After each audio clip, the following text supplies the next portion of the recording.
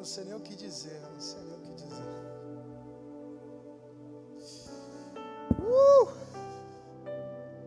Ei, Deus.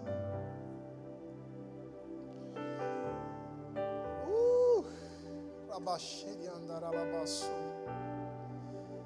Estão sentindo algo diferente aqui nessa noite? Quantos podem se dizer, tem algo diferente nessa noite acontecendo? Oh, Deus. O Espírito Santo, ele bagunça tudo, né? Vou te falar um negócio. Parece que ele pega o que você sonha, o que você prepara, vira tudo, bagunça tudo, desorganiza tudo que a gente organiza para trazer a ordem dele, o tempo dele, o ambiente dele sobre nós. Eu realmente não sei viver sem esta presença dele. Eu realmente não entendo como existem pessoas, existem lugares que preferem trocar a presença dele por tantas outras coisas. Oh, Deus.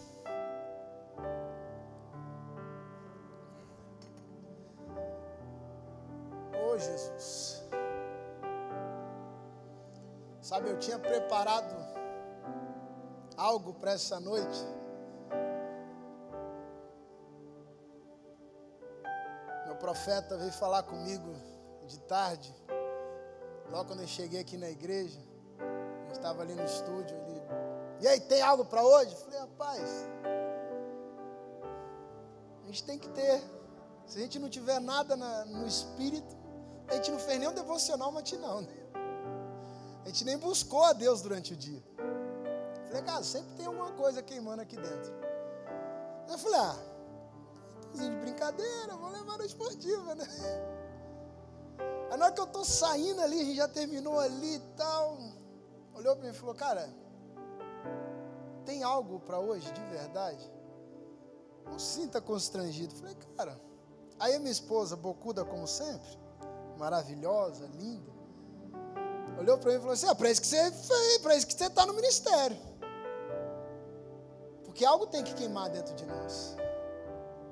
Ainda que distante do lugar de expectativa, ainda que distante do lugar de desejo, ainda que distante de uma solução, de uma resolução de problema, algo tem que queimar dentro de nós. Eu falei, cara, vamos embora, estou dentro, vamos para cima, que é o que tem, e estou aí. Cheguei em casa e algo que queima no meu coração já faz tempo. Peguei, li, meditei, vim, cheguei mais cedo, fiquei ali dentro. Só que não queimava em mim, mas não queimava para esse ambiente.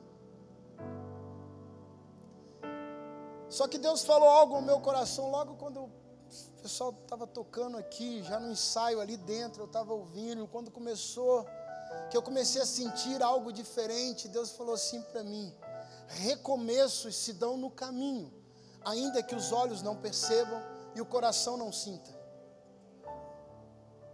Recomeço se dá dentro de um trajeto. Recomeço acontece dentro de um processo, de um projeto estabelecido previamente por Deus. Só que nós, seres humanos ansiosos, que não tem paciência para esperar, na nossa carnalidade, na carne que queima mais do que o espírito, muitas vezes, a gente quer dar solução a muitos dos nossos problemas e das nossas dificuldades. Nós queremos dar solução para tudo, pastor. Para tudo. Queremos dar solução para a morte. Queremos dar solução para as doenças. Queremos dar solução até para o ambiente profético. Queremos dar solução para tudo. Só que nós esquecemos de sujeitar o que nós achamos como solução a Deus. E aí é onde a igreja tem se perdido no seu caminhar.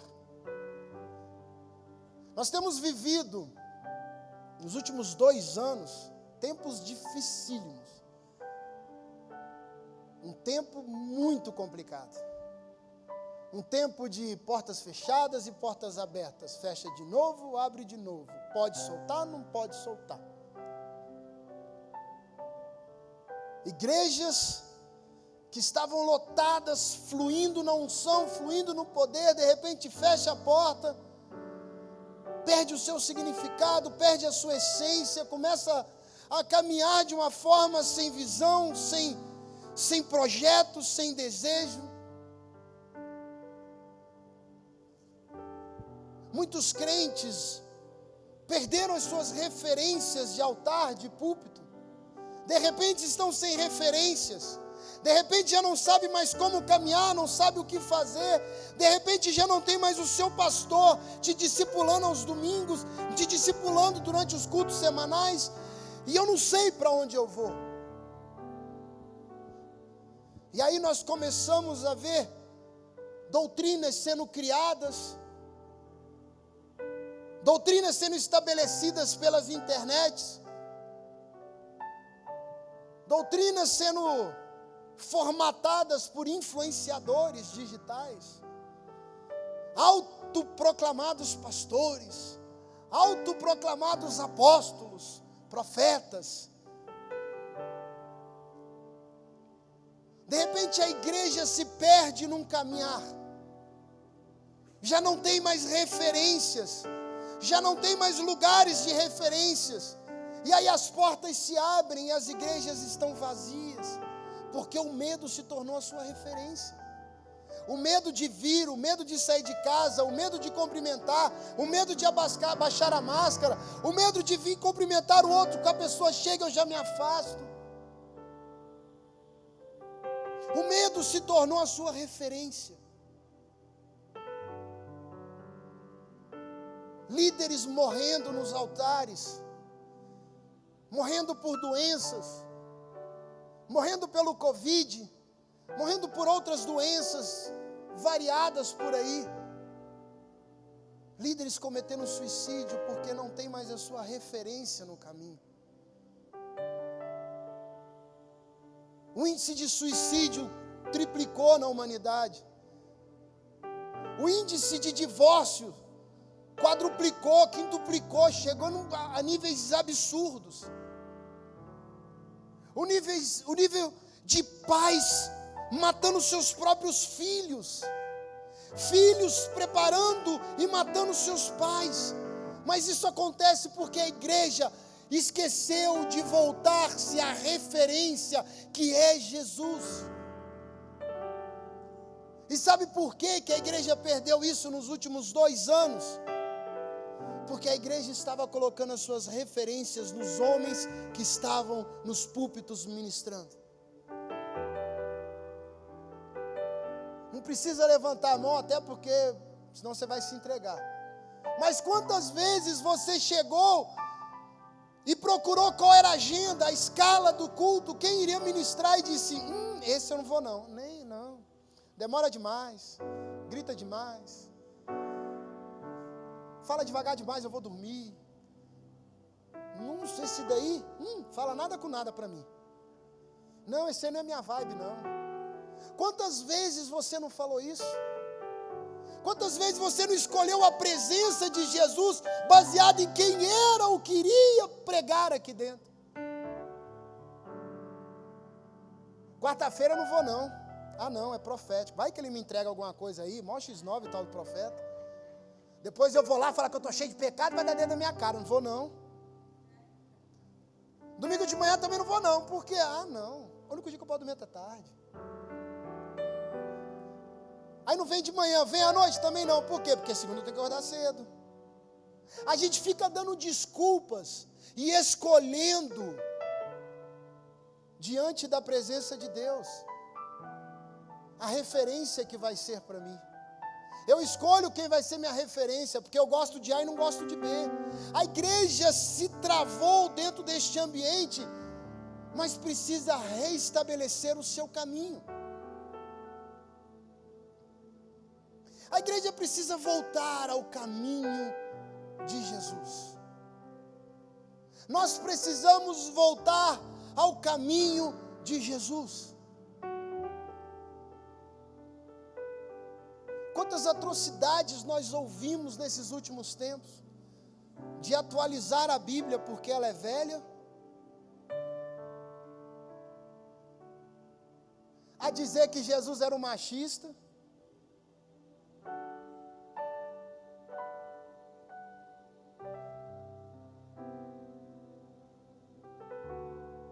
quantas coisas nós ouvimos nesses últimos tempos dentro da internet, e desculpe a sinceridade, por homens e mulheres que se auto-intitulam pastores, pastoras, profetas desta geração. Quantas coisas nós escutamos no caminho, porque os nossos olhos perderam a referência. Entrar na presença de Deus, cara, na boa, não tem coisa mais gostosa. O que aconteceu aqui, gente?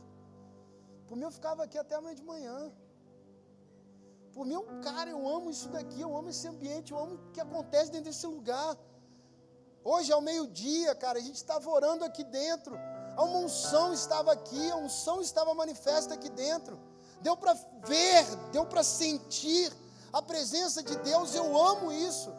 Mas como que eu vou viver isso continuamente, se eu não me voltar à referência que é Jesus? Nós vamos cair no quê? Nas rotinas. A igreja vai cair em movimentos. E aí o que vai ser das próximas gerações, se nós não nos posicionarmos nos dias de hoje? Se nós não nos colocarmos posicionados no tempo em que nós vivemos hoje?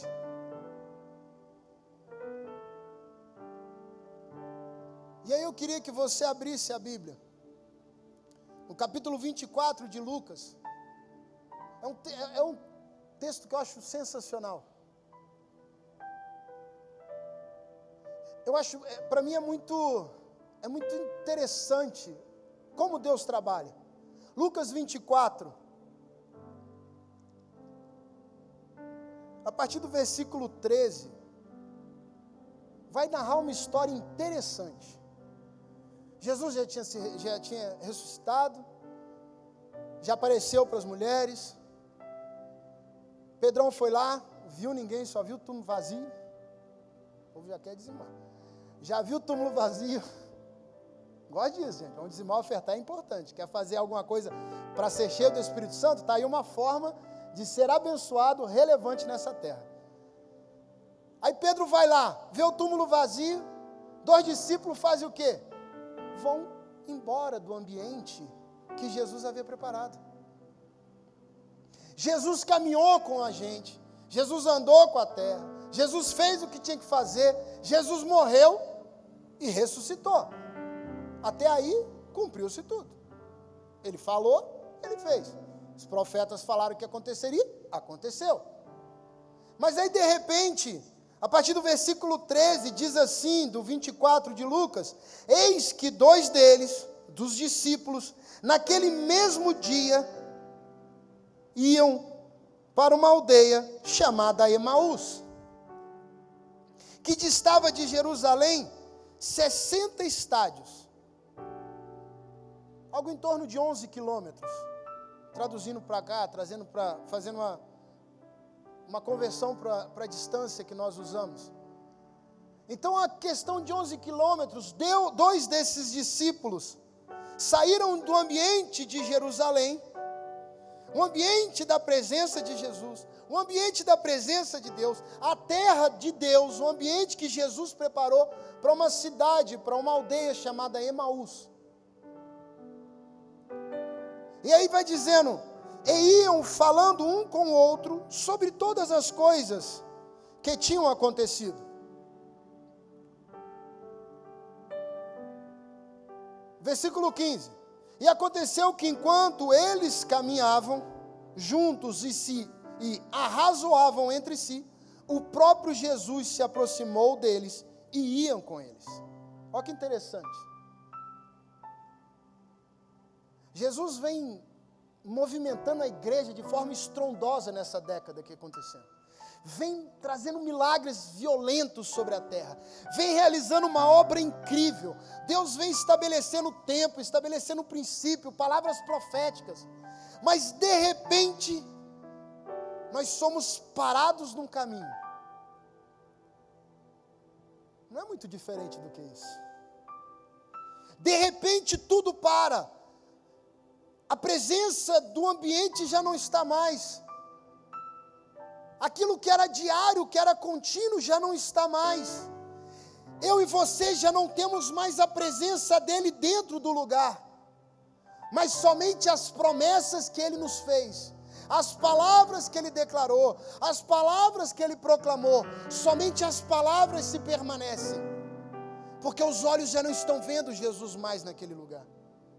Os discípulos tinham a promessa, dias antes, dias atrás. Qual foi a promessa? Eu morrerei, mas eu vou ressuscitar. Não foi isso que ele disse? Ou será que ele falou que morria e... Vamos ver, tem surpresinha lá na frente. Pegadinha do malandro. Não. O que Jesus fala? Eu vou morrer, porque está escrito. Mas eu vou ressuscitar, porque também está escrito. Jesus nunca vai deixar um tempo de guerra para eu e você enfrentarmos, sem que exista uma palavra e uma promessa de que Ele não nos abandonará nunca e jamais. Mas quando os nossos olhos não encontram soluções, a gente tende a fugir dos ambientes.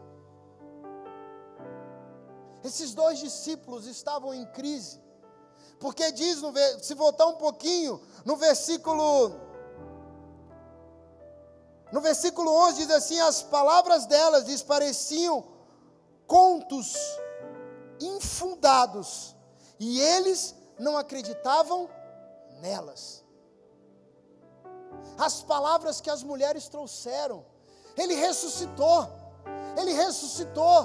Ele está de volta. Palavras sem visão, palavras marcadas dentro de um coração machucado, palavras marcadas dentro de um olhar decaído, de uma escama, se tornam infundadas, sem relevância. Quantas vezes as palavras chegam até nós, as palavras chegam até a nossa casa, e os nossos olhos, e os nossos ouvidos e corações se fecham, dizendo assim, está dizendo porque é com você, porque se vivesse o que eu vivo, nem acreditava. Quantas vezes nós silenciamos palavras proféticas, porque nós não queremos, porque nós estamos com medo.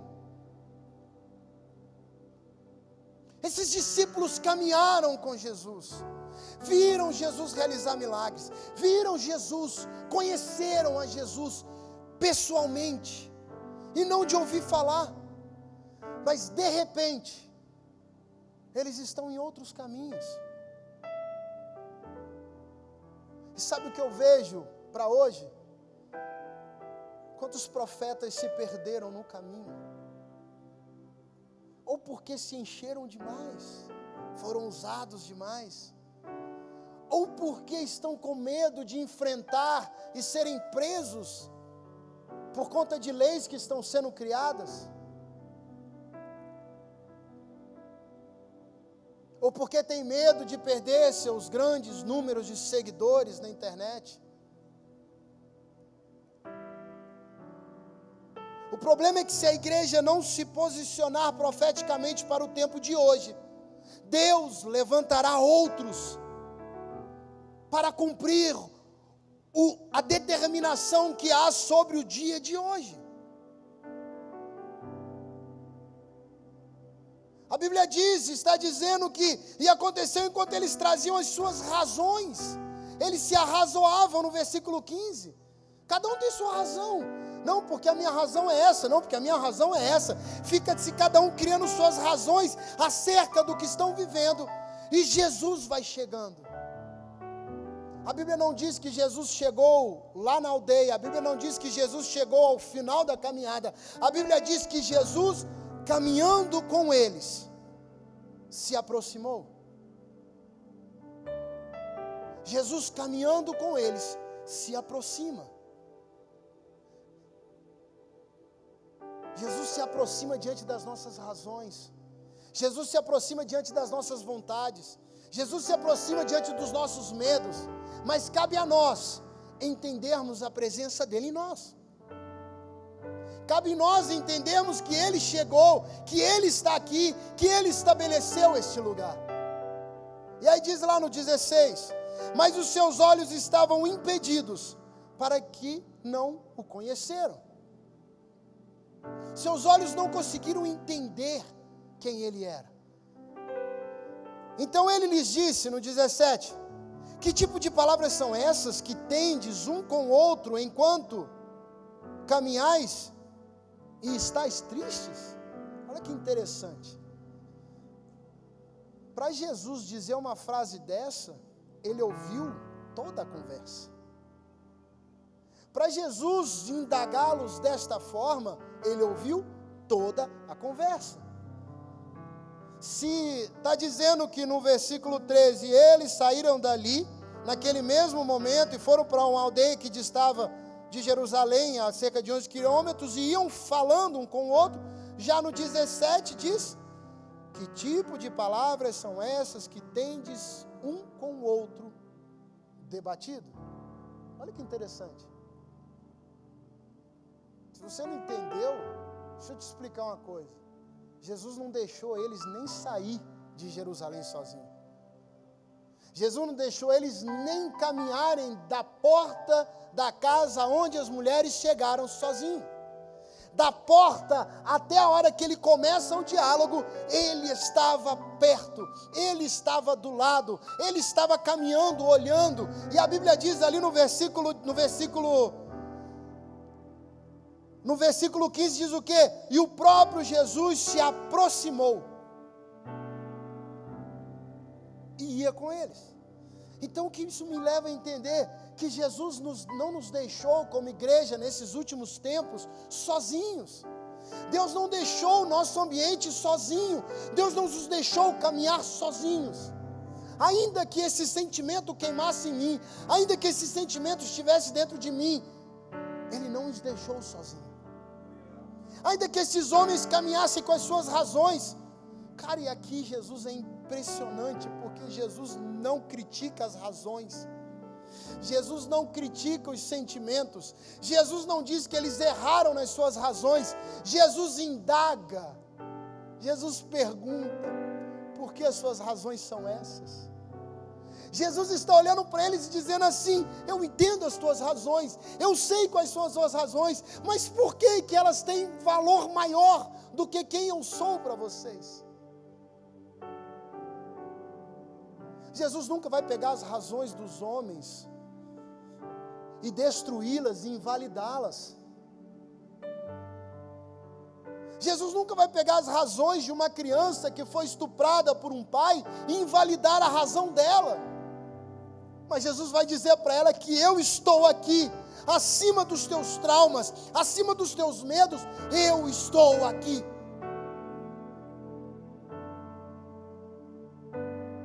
Qual é o teu maior trauma? É válido, e a tua razão é válida. Mas Jesus está dizendo para você nesta noite: eu sou maior do que as tuas razões. Olha para mim, eu sou maior do que as tuas razões. Pode olhar para mim, porque eu invalido no mundo espiritual as tuas razões, para que eu cumpra em vocês a promessa que fiz. Jesus vai indagá-los: que tipo de palavras são essas que tendes um com o outro enquanto caminhais e estáis tristes? Há uma tristeza em vós. Sim, na boa, esses últimos 2 anos, quantas vezes você ficou triste porque não podia estar neste lugar? Quantas vezes nós ministramos aqui só para a cadeira antes? Que dor. Primeira vez que eu ministrei para este ambiente, sem ninguém aqui, eu entrei no meu carro e eu só chorei, cara. Ainda que eu soubesse que a palavra chegaria, eu só chorei. Porque esse ambiente estava fechado. Pelas razões corretas, tudo bem. Mas fechado. E os olhos estavam fixos aonde? Na razão ou em Jesus que estava caminhando? Nas razões do Covid, nas razões dos medos, ou em Jesus que estava caminhando próximo de nós? E eles iam caminhando, e aí no 18 diz assim, e um deles, cujo nome era Cleopas, guarda bem esse nome, respondendo lhes disse, és tu somente um estrangeiro em Jerusalém, e não soube das coisas que nela têm acontecido nesses dias? Parece ter uma oração, né? Quantas orações com raiva a gente faz. Será que você não está percebendo, Jesus? Está ruim? Está brincando comigo? Está vendo que eu estou sofrendo, Jesus? Se você nunca fez essa oração, posso dizer por você que eu já fiz. Estou cansado, Jesus. Você não está percebendo, não? Fechou o olho, não enxerga mais. Quantas orações indignadas nós fazemos diante de uma pergunta de Jesus? Jesus perguntou para eles, o que vocês conversam e por que estáis tristes? Será que você não percebe, não é daqui da terra, desse ambiente, não caminha com a gente? Todo mundo aqui fala da mesma coisa. Todos aqui falam da mesma coisa. E lhes disse, quais coisas? Mas Jesus também é brincadeira, né? Não sei se você já sentiu essa perguntinha de Jesus, mas eu já senti uma vez. O que, Júnior? Quais coisas, Cleopas? Ô meu querido, o que aconteceu? Me conta, detalhadamente, porque até agora você só está me criticando. Quais coisas? E aí diz assim lá no 19, e ele lhes disseram, a respeito do Jesus de Nazaré, que foi, já não é mais. Ele começa a botar tudo no passado.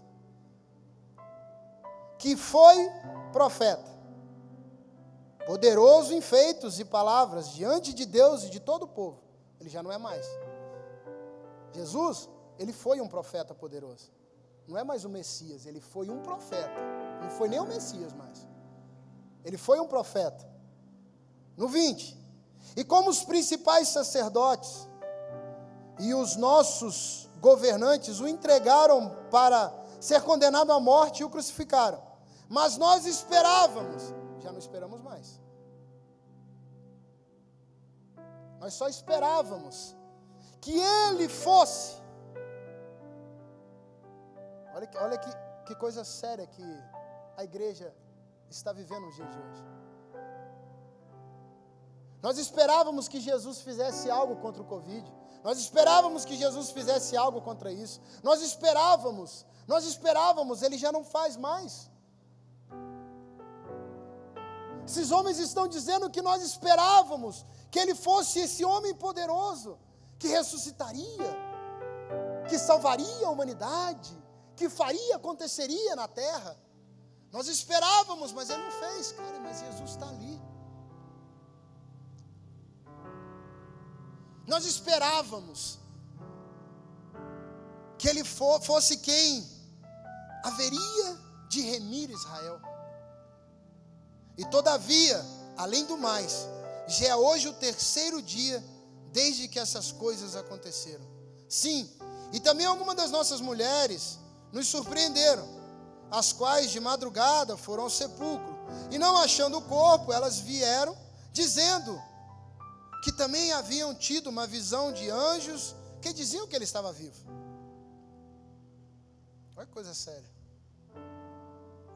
Era muito sério isso. Ele está dizendo que Jesus já não é mais o que ele diria que seria. Jesus já não é mais a promessa que ele fez. Jesus já não é mais o libertador de Israel. Jesus não é mais o que vai trazer remissão à humanidade. Aí ele diz assim, sim, no 22. Eles continuam, sim. E também algumas das nossas mulheres nos surpreenderam, as quais de madrugada foram ao sepulcro. E não achando o corpo, elas vieram dizendo que também haviam tido uma visão de anjos, que lhes diziam estar ele vivo.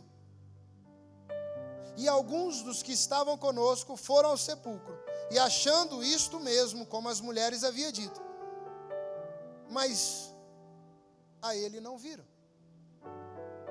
Irmão, se existe uma promessa, anjos trouxeram a palavra de resposta, a palavra foi entregue, por que ainda assim existe a indagação, as razões e o porquê de Jesus não estar mais ali?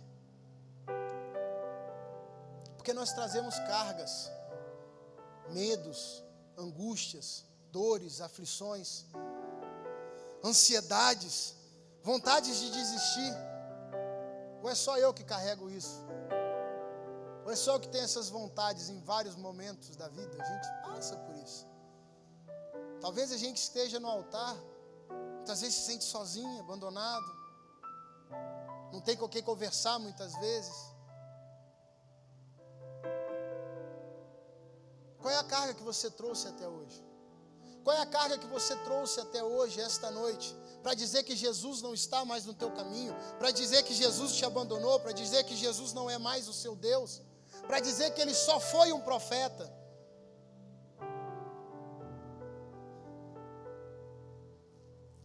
Então, no 25 diz assim, então ele lhes disse, ó tolos. Olha que interessante.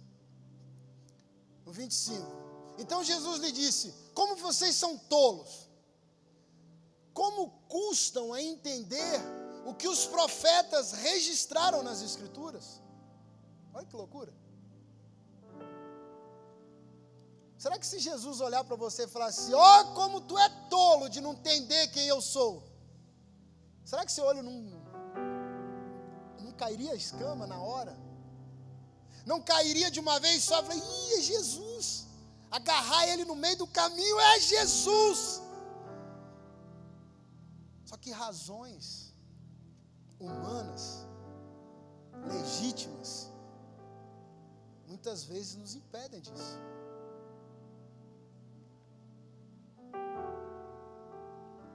Sabe, quando eu tinha, já contei isso aqui, mas eu acho que eu tinha uns 3, 4 anos de idade. Eu estava brincando, correndo na igreja. E correndo, passando perto de um carro, um irmão fechou a porta do carro, não me viu.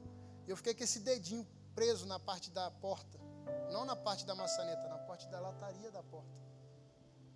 E quando esse dedinho ficou preso ali, eu dei um grito. Abriram a porta, esse dedo tinha sido amputado bem na base aqui assim, praticamente. Ficou só a pele. Estraçalhou, arrancou tudo, não tinha mais nada ali. Meu pai, minha mãe e os irmãos rapidamente enfaixaram, botaram a faixa e me levaram para o hospital. Razões humanas, legítimo. O médico olhou e falou assim, olha, desculpa, mas já era, tem que amputar o dedo dele. É legítimo, não é? Afinal de contas, só estava na pele. Vou fazer o quê? Meu filho. Mas teu filho, cara. Só o dedinho, só a pele. O médico falou assim, tem que amputar, porque senão você vai ter que amputar até a mão, porque isso vai dar uma doença, vai dar gangrena, vai dar um monte de coisa aí, um monte de problema, de infecção, e vai ter que amputar até a mão se você não amputar hoje. Qual que é a tua razão? Legítima. E aí, meu pai olhou e falou assim, não, amputa não. Vai cortar o dedo do menino, não. Fala o seguinte, reconstrói do teu jeito. Dentro da medicina, faz o que deve fazer, bota um curativo, que o meu Deus vai restaurar esse dedo. E aí olhou para mim e falou assim, filho, você vai ter que orar toda hora pro teu dedo. Falei, tá bom, papai. Criado dentro da igreja ali, né? Fazia todos os esquemas de oração, botava a mão, empunha a mão, fazia uma loucura toda. A razão humana estava dizendo, amputa o dedo. Os céus estavam dizendo, eu vou curar. A razão humana está dizendo, vai ter que amputar até a mão se não fizer isso logo. O céu está dizendo assim, vai ser só um testemunho.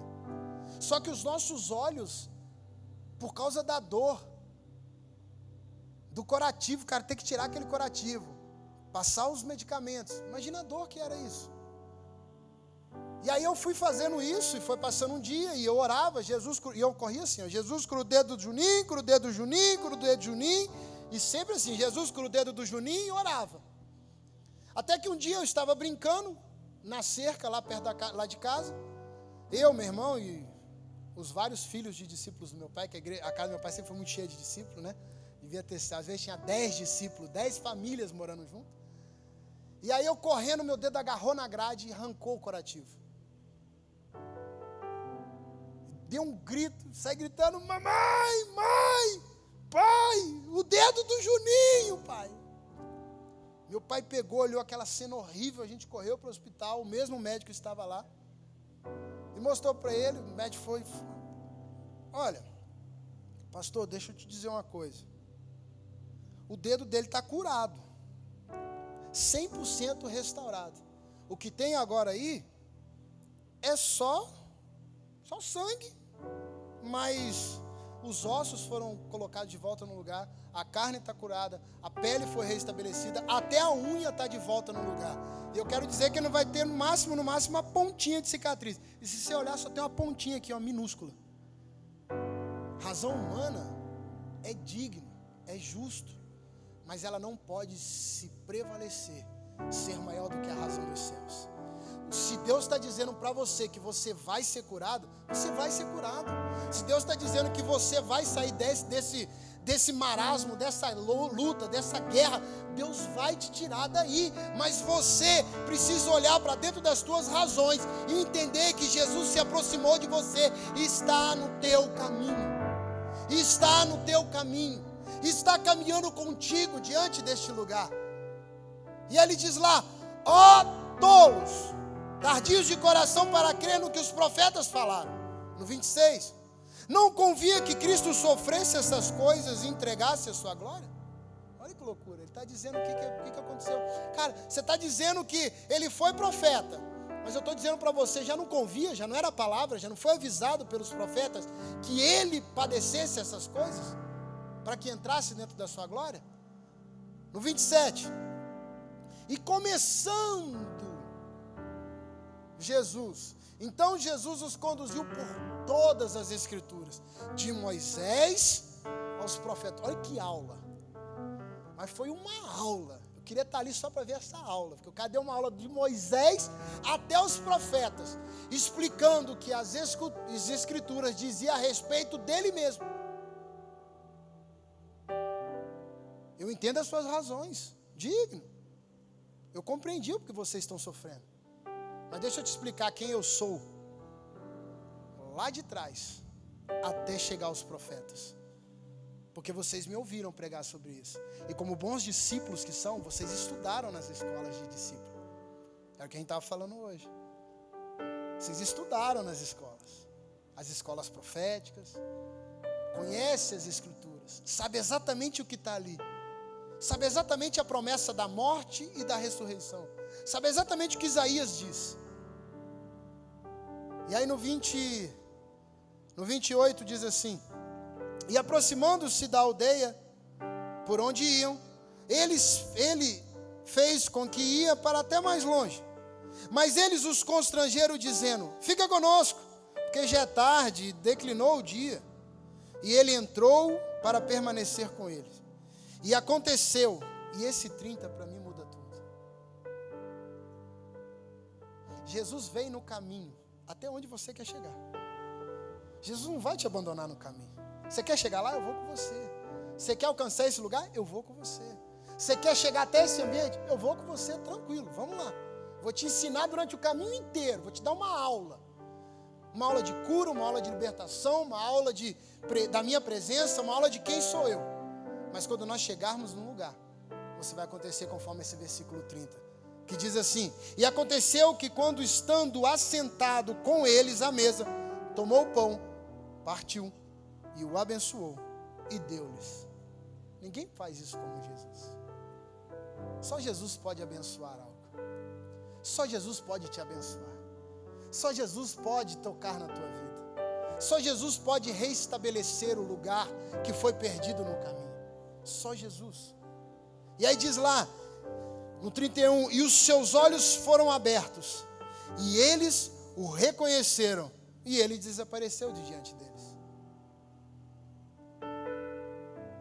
E eu quero fechar com esse 32. E disseram um para o outro: não ardia no nosso coração, enquanto ele já falava conosco no caminho, e quando ele nos abria as Escrituras? Olha que loucura. Quantas vezes queimou no teu espírito diante da tua dor, mas você não conseguiu compreender que era Jesus? Quantas vezes queimou dentro de você algo e você não conseguia compreender que era a presença de Jesus? Disseram um para o outro: já não ardia no nosso coração quando ele falava conosco no caminho e nos explicava as Escrituras? 33. E na mesma hora levantaram-se e voltaram para Jerusalém. E ali encontraram os 11 e os outros que estavam reunidos com ele. 34. Que lhes disseram: é verdade que o Senhor ressuscitou. E ele apareceu a Pedro. Aleluia. Aleluia. Oh, aleluia, aleluia. Você não entendeu? Eu vou tentar decifrar para você. A tua dor e a tua razão é genuína, mas Jesus não te abandona no caminho. E quando você chegou até o dia de hoje, até a hora do agora, Deus está te abençoando para você retornar para a tua Jerusalém, para você retornar para a tua casa, para retornar para a tua terra, cheio do Espírito Santo de Deus, reestabelecido profeticamente, reestabelecido como cristão, reestabelecido como igreja, para proclamar, para relatar, para trazer a palavra da verdade que se perdeu dentro do caminho. É hora de você se posicionar no caminho de volta, porque hoje Jesus está pondo fim ao teu caminho de Emaús. É hora de retornar à presença de Deus. É hora de retornar a Jerusalém da tua vida. É hora de sair de Emaús, de uma terra quente, de uma terra de águas quentes, para um ambiente da glória de Deus, da terra de Deus para você e para mim. É hora de mudar nesta noite. Ainda que os teus olhos não enxerguem, no caminho, Deus está dizendo para você que nesta noite eu cearei contigo. Nesta noite eu partirei o pão e eu te darei o pão da vida. Eu te darei o meu pão, que é a minha carne. Eu te darei a minha carne partida por vocês, para que eu possa abençoar e declarar um novo tempo, uma nova história, diz o Senhor.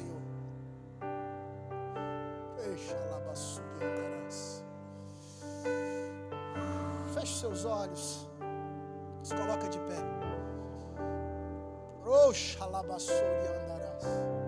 Qual é a tua razão? Qual é a razão que você carregou até o dia de hoje? Qual é o teu caminho? Qual é a tua Emaús? Qual é a tua escolha? Qual é a tua escolha? Tua escolha de sair de Jerusalém, sair da presença da promessa, sair da palavra prometida, sair do ambiente prometido por Deus, para ir para um caminho onde você acha que encontrará refrigério, onde você acha que encontrará um refúgio. Aqueles discípulos, eles acharam que encontrariam refúgio.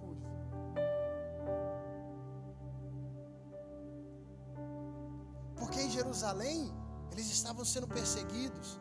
Porque em Jerusalém existia uma sentença de morte sobre os discípulos. Porque em Jerusalém estava com choro, pranto, dor. É isso que eles estão dizendo lá no início. Será que você não sabe? É o único peregrino que não sabe das coisas que estão acontecendo lá.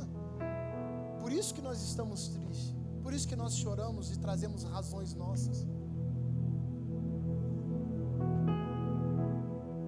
Só que Jesus quer te abençoar nesta noite, para te levar de volta a Jerusalém.